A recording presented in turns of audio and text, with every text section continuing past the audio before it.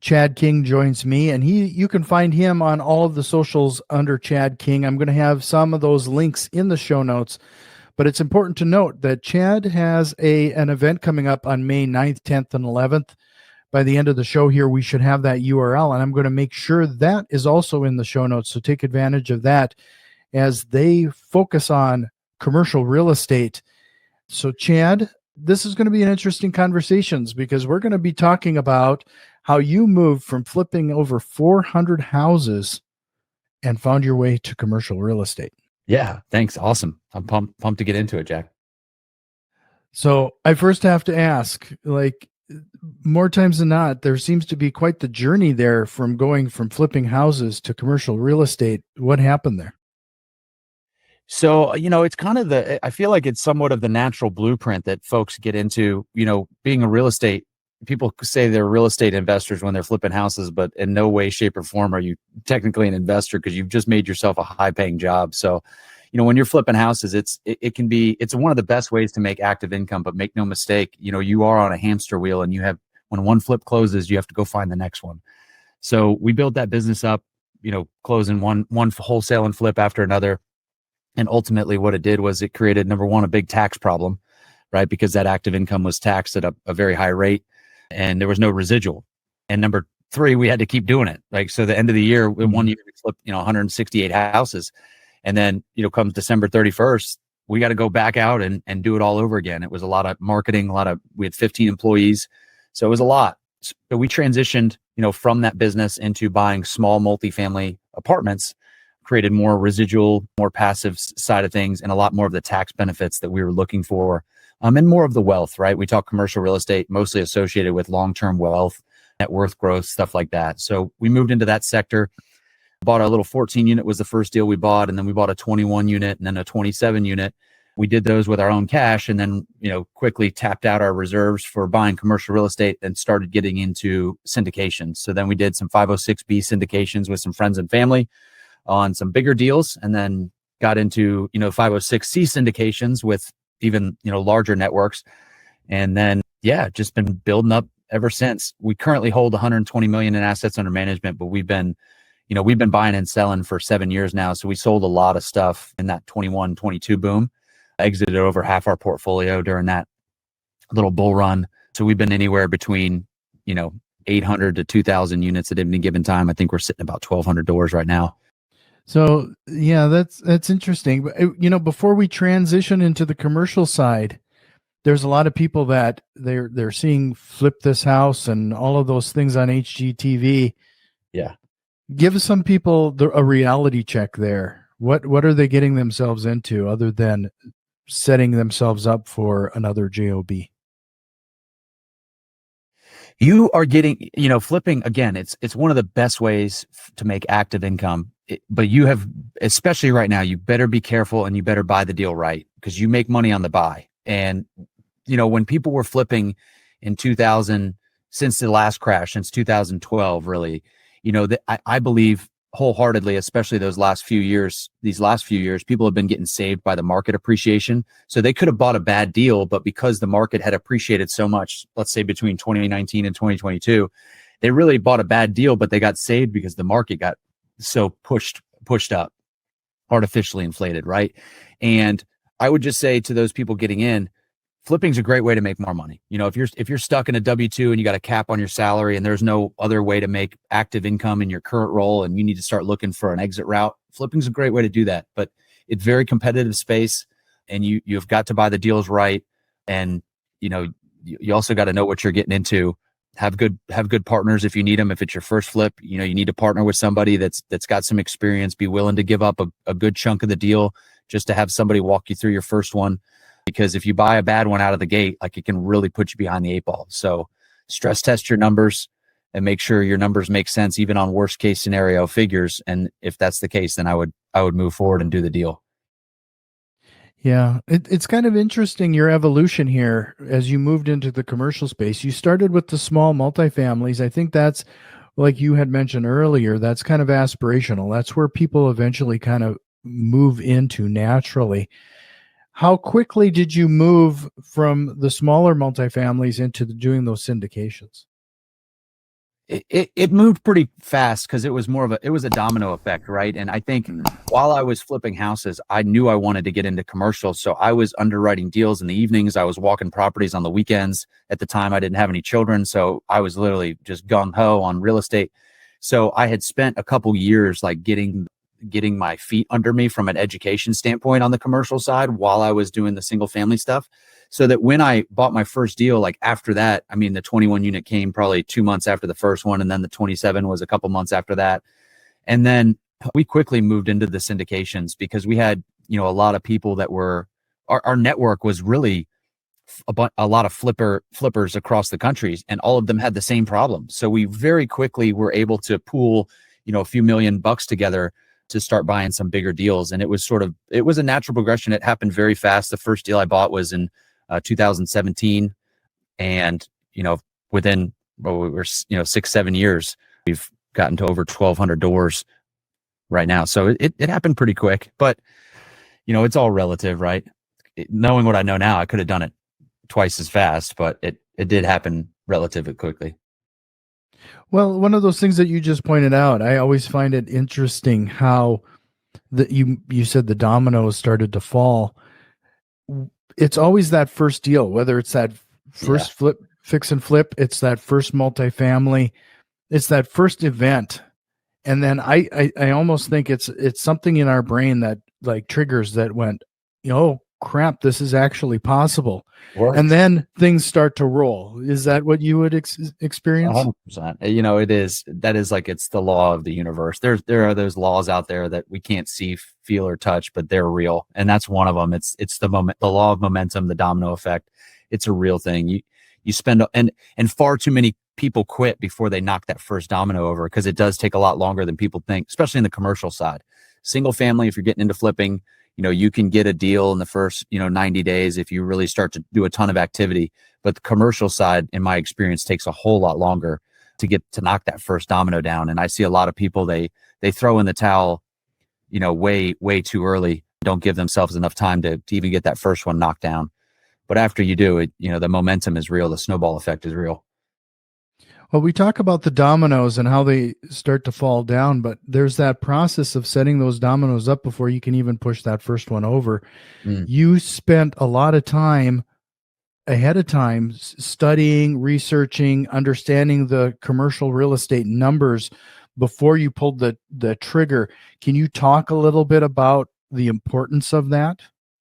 Yeah. Well, especially right now, because again, like I said, you're not going to get saved buying a bad deal. So right now, the education piece is far more important than anything else. And I always the first thing I did was I got a mentor. Like when I got serious, I did some self-education, the podcast, the books, right? But at the end of the day, I'm an experienced person. I learned from doing. So you can watch 1,000 hours of YouTube videos, but I guarantee you're going to learn more from putting one deal under contract than you would from, and I know we're on a podcast and these are important to listen to these, right? But you are going to learn more from going out and completing a transaction. Even if you put something under contract and do the due diligence and end up not closing it, you're going to learn more from that 30 days than you would from 1,000 hours of videos. So the education is super important. Getting a mentor is extremely important because it's not just about the guidance on the first deal that you do. It's about maybe all the deals that you shouldn't be doing that you don't know what you're missing. So little fun fact, I had 3 deals under contract that I walked away from before I ended up closing that first 14 unit. And the only reason I knew what to look for and to walk away from was because I had a mentor and a coach that basically said, you missed this, you missed this, and you missed this. Right. And I was able to say, oh my gosh, and had I closed those properties, I would have been much further behind than I am now, because I would have been kind of battling uphill and I would have started behind the 8 ball. So education is important. Having a mentor is important. Having a coach and someone who can help you avoid potholes, because you can pay for their experience. Like right now, you can, if you pay to accelerate all of the trials, tribulations, errors, mistakes, and everything that I've made over the last 7 years in commercial real estate. You can pay to get all that experience immediately and avoid those same mistakes. So you pay for speed and you pay for experience. Otherwise, you're going to pay the price the other way, which is not fun. Was there ever a point where you saw mentorship and the type of training you're talking about as an expense instead of an investment? And if so, what did you have to go through in order to get over that mental hurdle? Yeah, I think, I had a money mindset from very early on. It led me to get a couple of degrees in finance and accounting, thinking that that would teach me how to be wealthy. But I've always looked at money, always been curious about it. I've always been curious how it works. And every dollar that I spend, I look at as an investment. So I don't ever look at, if I'm going to spend money on something, it goes into one of two categories. It's either an asset or a liability. And I'm very, very bullish on buying assets. And you can come check me out. I have holes in the bottom of my socks because I won't buy a pair of socks because they're liabilities. They don't cash flow. And my wife makes fun of me because I'm worth a few $1,000,000 and like I won't buy new socks because I just can't bring myself to spend money on liabilities. If the money doesn't go into myself, my businesses, or cash flowing assets or hard assets, I don't buy it. And that's the order that I invest in. Me first, then our businesses, and then cash flow and assets. And then the cash flow from the assets, I'm comfortable buying liabilities with. When the assets start to produce passive income, truly passive income, a lot of people mistake what they're thinking active is actually passive. Truly passive income, mailbox money. Then you can go spend that money on liabilities. But money and time are both time is your greatest asset. So a coach is the biggest investment you can make. And it's certainly not an expense. If you look at it that way, I mean, it's the same way if you look at employees that way, you're going to be way behind because employees are an investment to get your time back, to get your energy back. Coaching and mentorship is an investment to get your time back, all that stuff. It's all about time. Yeah, we keep talking about financial freedom. I keep trying to remind people that what we're actually trying to achieve is getting our time back or getting our time freedom. Mm-hmm. And the only way that's going to happen is if you adopt some of these things, including mentorship and finding the necessary help in places that you might be lacking. So you're now fully into commercial. You don't do any flipping anymore? No.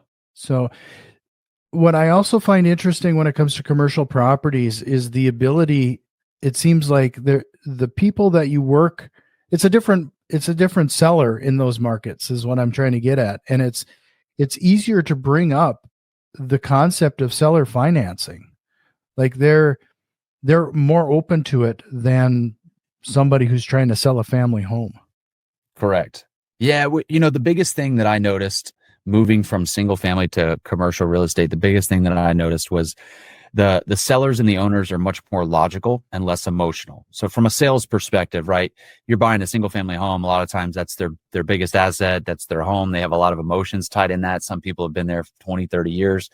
So you have to have more of the Dr. Phil approach if you're going to be the one that buys their house, right? You have to sit down and understand who they are, their story, what this house means to them, why they want to leave, like all that stuff. You come over to commercial real estate, we're all very logical, numbers driven. It's got to make sense fiscally. Show me the numbers. Like that's it. I always say, don't fall in love with the property, fall in love with the spreadsheet. And from a lot of the owners that I've talked to in this space, because we do a lot of direct to seller stuff in my sector, and a lot of the owners are very similar. They're just make it make sense on paper. If the numbers pencil, then they do the deal. Everybody's pretty much non-emotional to the property right now. And that allows you to do a couple things. If you can find the right avatar, that allows you to position some owner financing deals together, which right now with interest rates, Treasury was, at 4.2 today. So interest rates are hovering between 6 and 8%, depending if you go agency or community bank debt. So if you can get some owners to hold some paper for you, especially because banks are really tightening up their underwriting on their leverage and everything like that, then you can put some deals together that may not have been possible just with traditional financing in place. And owners are much more willing to have those conversations, especially because, if they sell the property, you're creating a problem for them. Now they have a big capital gains tax liability. A lot of times they have to go redeploy that money into somewhere else that is going to continue to outpace inflation. And a lot of them don't have that alternative because they don't want to go buy another overpriced deal in the market. And so we always make, I call it the ABC offer, but we usually always make about 3 offers when we do offer on a commercial real estate property. And A is a typical offer, B, they hold some sort of first position debt, and C, they usually hold some sort of second position lien behind a bank loan because we can leverage their capital versus going out and raising money at 15 or 18% average annual return. We always shoot for a 14 to 15% IRR. So I can get their money a lot cheaper than I can go get my investors' money. So I'm trying to leverage their equity in their property to help me get the deal across the finish line. That makes sense. I don't want to go too deep on owner finance, but that makes sense. No, it does make sense. And we used to do something that's like a 3-option letter of intent where we would give them something similar, but on the residential side of things. So, it's kind of interesting how that works, because when you give them 3 options, sometimes I'm sure it sounds like in the commercial world, it's not as obvious, but saying no sometimes is still a 4th option. But when you give people 3 options, they'll sometimes pick one of those 3 that's in front of them. Yeah. Just to remind everybody, if you like what we're talking about so far, do us a quick favor and share this episode with one of your investor friends. If you're watching us on YouTube, give us a quick like and a subscribe. And Chad, did you happen to get that URL yet for the event? Hold on. I'm going to make sure to have those links, including Chad's social links, in the show notes. But Chad has an event coming up on May 9th, 10th, and 11th that you might want to take advantage of. Is that going to be in Tennessee, Chad? It's a virtual event. Oh, it's a virtual event. Yeah, so from the comfort of everybody's own home. That's correct, and it is. I just put it in the chat. Also, I want to just say, like, it's not like a 3-day Zoom meeting. Like, it's a virtual experience. We actually fly out to a studio in South Carolina. The hosts that are going to run it, it's me and my business partners. We'll fly out to a studio, and it's a virtual experience, right? It's very interactive. It's not like you're just sitting on a Zoom meeting for 3 days. So I just put the link in the chat. I recommend you guys checking it out. If you want to learn more about multifamily real estate, commercial real estate, how to buy deals.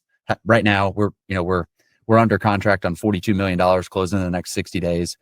So we're actively buying. Despite everything going on, there are deals to be had. There are deals in the market.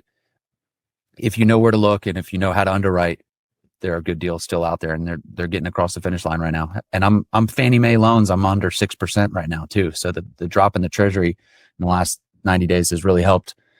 So there's deals to be had. So it is multifamilyliveevent.com. That's a great URL, easy to remember. Multifamilyliveevent.com.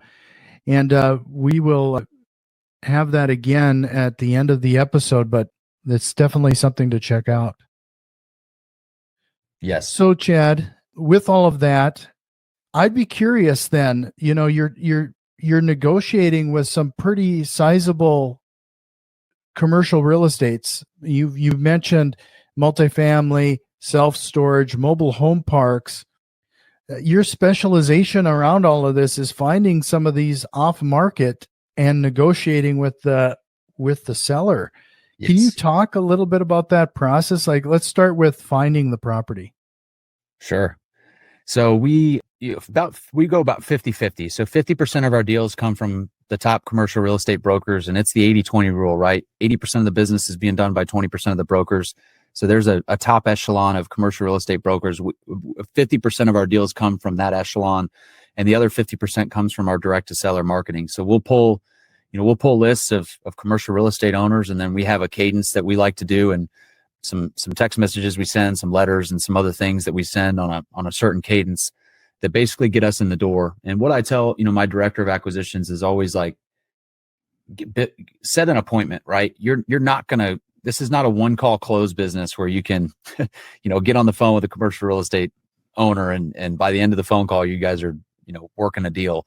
You can get to that point where you're talking numbers, but I always say we got to get in front of these folks. Same thing with the brokers, especially the avatar that we're going after. They're people. They want to see a face. They want to know who's behind the deal, because in commercial real estate, it's a lot more about credibility and reputation to be able to close in order to be the one that gets awarded the deal. So you got to do what you say you're going to do. You got to have high integrity.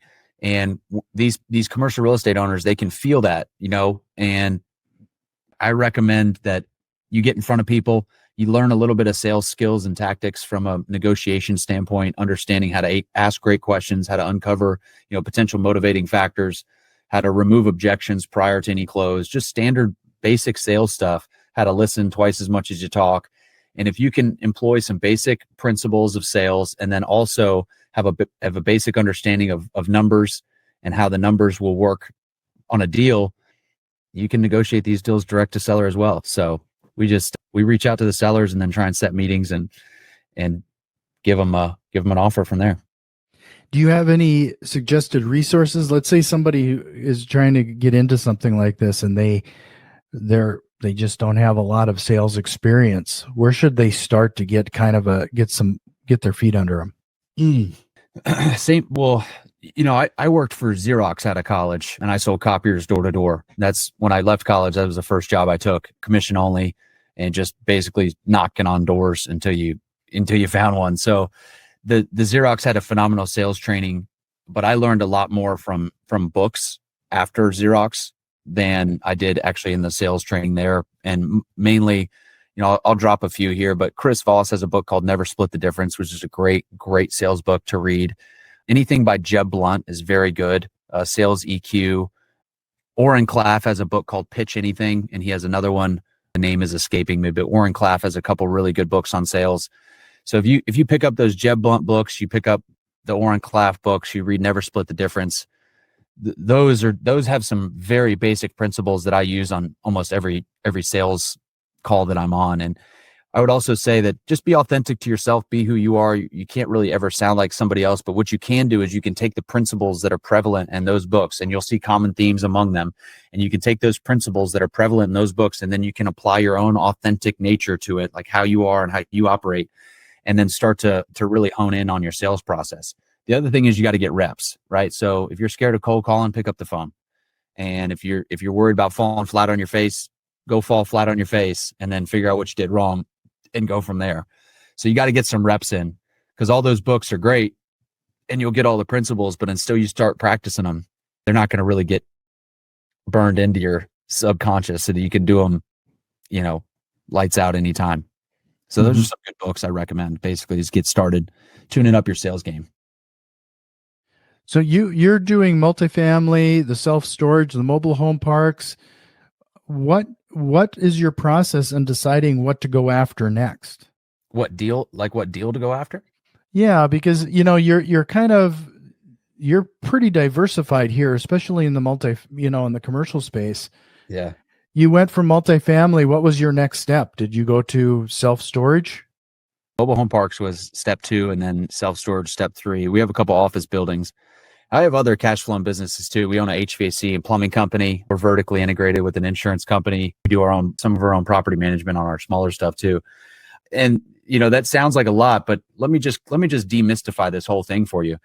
Commercial real estate is a business. You create an LLC, that LLC owns a property. The business just happens to be the real estate, but it has income, it has expenses, and it has net income. And then you put some debt and some leverage on it. You got to make sure that income covers.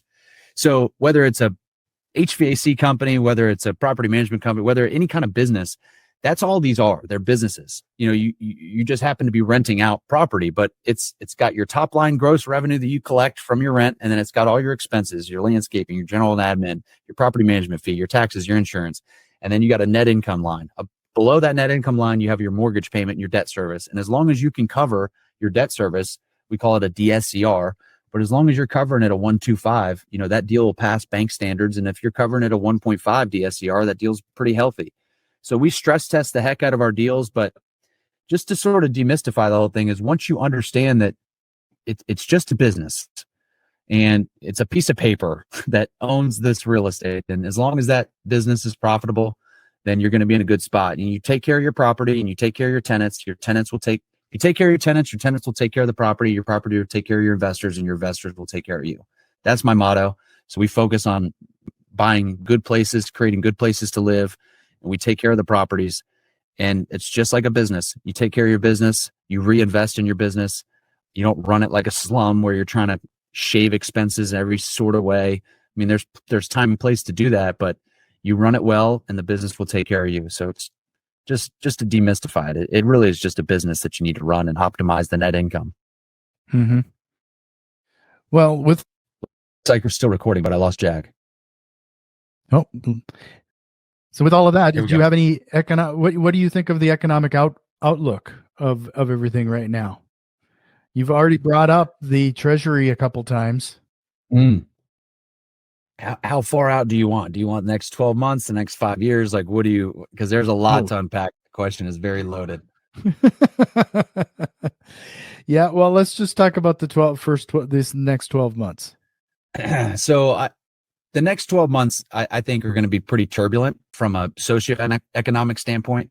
We were talking before the show, the politics that are going on, number one, obviously, are absolutely nuts, but it's tough to ignore because if you're in real estate, it directly affects kind of how we have to operate day to day. You just take bonus depreciation for an example, right? It's gone from 100% to 80 to 60. It directly affects how much losses we're getting. Take the Fed and the interest rates, for example. The bullshit that's going on in DC directly affects how the Fed responds to raising rates with the inflation and their inflationary measures. So you kind of have to pay attention to what's going on. As far as an outlook, I feel like everybody's kind of on pins and needles.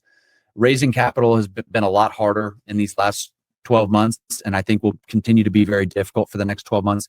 Finding good deals that pencil has never been harder because the rates are higher, but people still want the same cap rates and the same values that they had in 2022. But we've seen commercial real estate lose probably 30% of its value in some markets. So sellers are still trying to command old prices, and they're trying to sell 4 caps in a 7% interest rate environment, and that just doesn't work. So there's a great standoff going on there. I do think the Fed is going to lower rates. They've said maybe 25 basis points, maybe 50 if we're lucky basis points this year. However, I don't think they're going to be lowering the rates more than 25 basis points. The sentiment that I've heard from some of my other folks that have, I've heard survive until 25, and hopefully they're going to start to drop rates. I don't think we'll ever get back to like a 2.9. People were locking in like 2.9% mortgages. I don't know if we'll ever get back there. I think too much currency has been pushed into the market. I do believe that they will pull back on rates, especially if a Republican gets into office. I think they'll be more bullish on pulling back on rates. If a Democrat gets in office again, I think this thing could potentially go to like 1980s type interest rates where we're creeping into the double digits, and there'll be some blood in the streets because I'm seeing distress right now. So I'm seeing people that, bought on bridge 24 months ago, didn't expect the rate hikes that we saw in 2022, 2023, and now they have these maturity dates and these refis, and their values are 30-40% lower than what they projected, and they're having to do cash in refis, meaning having to bring money to the table in order to get into a new loan product, which sting very bad. And I'm seeing that now. We're going to see more of it. We're going to see a lot more of it in the next 12 months, depending on what happens in November. I think is going to be it's going to be a very interesting time over the next 12 months. And don't sit on that doesn't mean sit on the sidelines. It means you should be in the game, but you should be a cautious operator. Right now we're stress testing the absolute heck out of our deals. No rent increases. I'm seeing rent suppression in a lot of places. We have a property in Davidson County right outside of Nashville, Tennessee, and there's been so much absorption in the last 2 years. We've had 25,000 units 2 years ago and 19,000 units last year absorb into the market. And those places were at $2,400 a month rent price points. Now, in order to achieve occupancy rates, they're giving 3 or 4 months concessions, which means their effective rent is only like $1,700. So we're seeing rent, and I've had to drop my rates almost $300 a unit just to keep up and stay occupied that market. So, and that's in Nashville. Like, we're seeing rent concessions all over the place. Class A offices going back to the banks like hotcakes. I mean, it's a fun time to be in the game. 25 basis point rate cuts coming this year. 2025 will be a lot better, especially if, it looks like it's going to be Trump Biden. I can't believe we're literally singing the same song and dance after all these years. We can't find 2 better people freaking run this thing, but it is what it is, right? So we got to keep playing the game at a high level because it's going to be shitty either way, I guess is what I'm saying. Yeah, it's pretty shocking how things are playing out. Yeah, and but I would imagine then, you said there could be blood in the streets, but frankly, based on what I've seen, especially in the commercial space, we're already starting to see blood in the water with some of the things that are going on, and there's opportunities to be had, especially if you have banks that are willing to cooperate or negotiate with. Yeah. Well, and you also need to have banking relationships in your back pocket too, because there's a lot of banks that have closed up shop to new customers entirely, and especially everybody's really shoring up their real estate portfolios. I've got banks that I've got tens of millions of dollars of loans with that are not loaning on any commercial stuff, and they're basically just holding tight on their current stuff that they have out. I've got banks that they won't even look at a deal from a new borrower. So you have to start talking to banks now.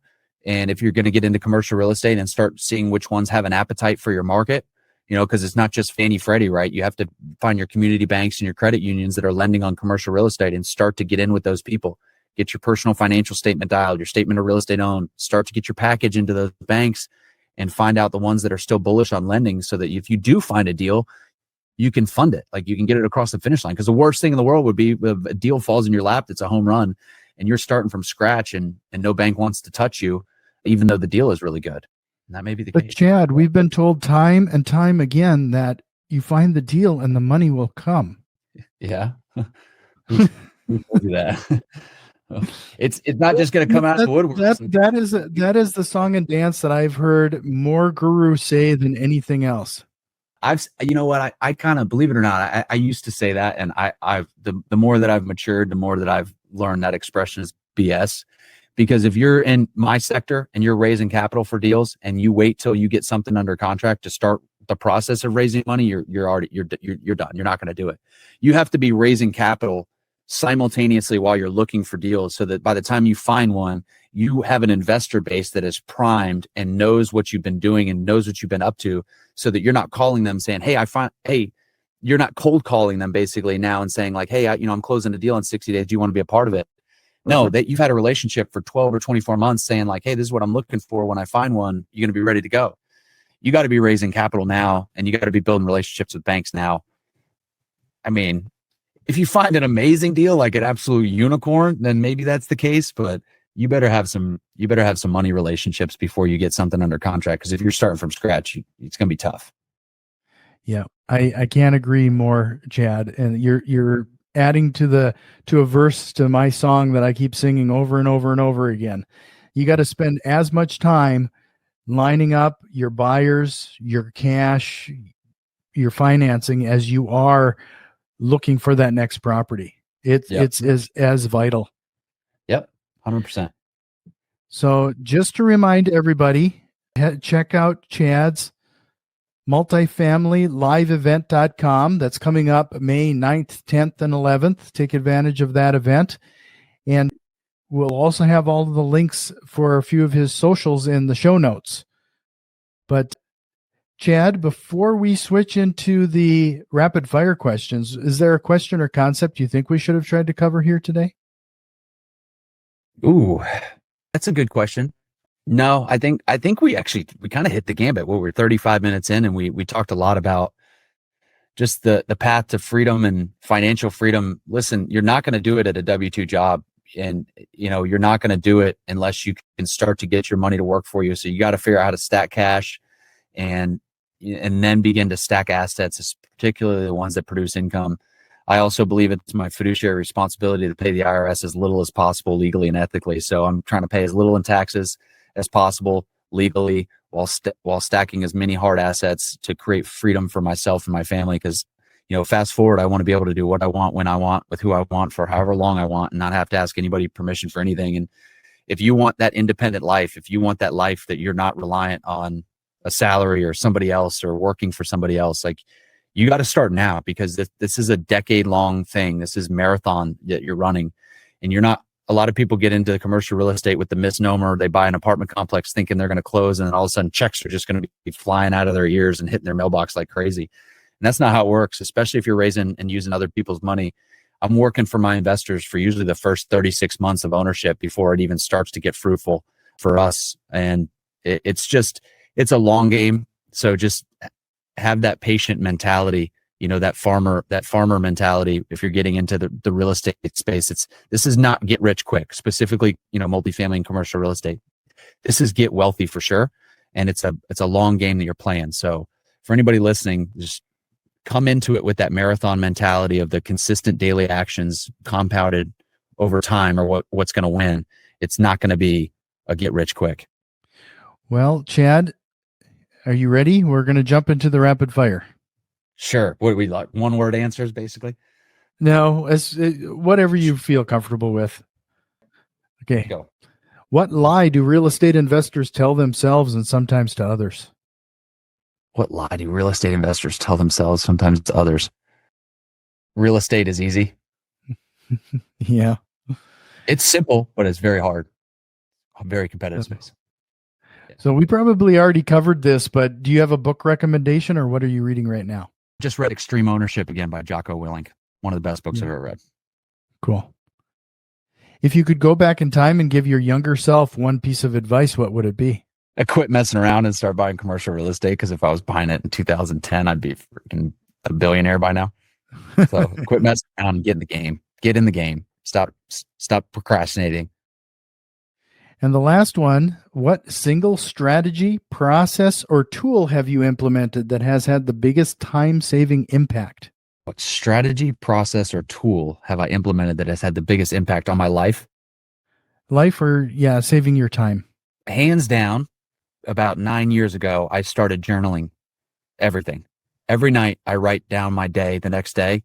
I write down my critical tasks that I'm going to get done, which are the 5 things that are going to move the needle. And if I do those 5 things, that day is a win. And I try and win the day. That's all I try and do is chip away. And I try and wake up. And when I write down everything the night before, what I'm going to do, who I'm going to call, who needs to respond, like who do I need to respond to, what things do I need to do, what new business activity do I need to create? I write all that stuff down the night before so that I can just wake up the next day and execute. I don't have to wake up and wonder what storms, because especially in my space, I know this is a little bit long-winded answer, but I'm passionate about this. In my space, like stuff is going to come up. Curveballs happen every single day. And if you wake up without a plan, those curveballs are going to knock you off course.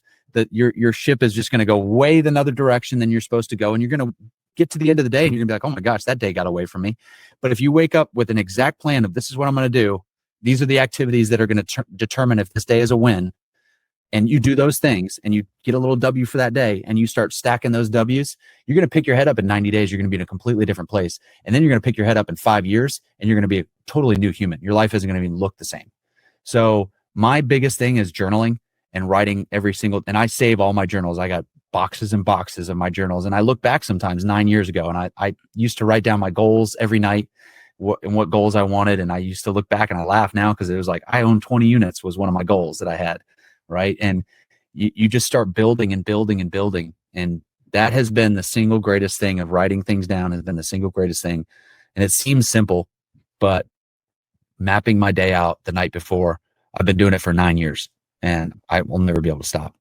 It's kind of interesting to think about it too. You know, when you're long gone, your kids, that might be the most valuable thing you leave behind. Yeah.